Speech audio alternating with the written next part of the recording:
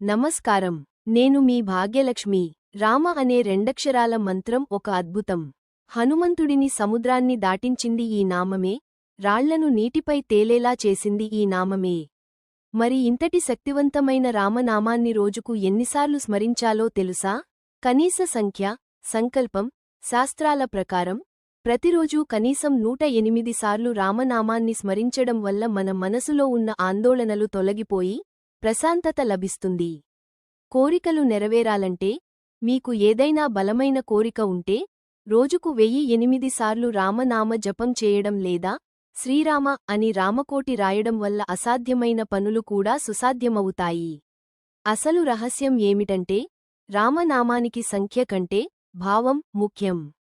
సంఖ్యతో సంబంధం లేకుండా మీరు చేసే ప్రతి పనిలో, పడుకునే ముందు, నిద్రలేవగానే రామ అని మనస్ఫూర్తిగా ఒక్కసారి తలచుకున్నా ఆ కోదండ రాముడి అనుగ్రహం మీపై ఉంటుంది.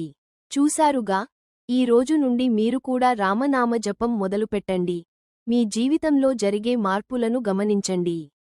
మరిన్ని ఆధ్యాత్మిక విషయాల కోసం మన ఛానల్ని సబ్స్క్రైబ్ చేసుకోండి. త్వరలో మనము రామనామ స్మరణ యూట్యూబ్ లివ్ మొదలుపెట్టతున్నం. అందరూ జాయిన్ కావాలని కోరుతున్నాము. జై శ్రీరామ్. మీరు జై శ్రీరామ్ అని కామెంట్ చేయండి.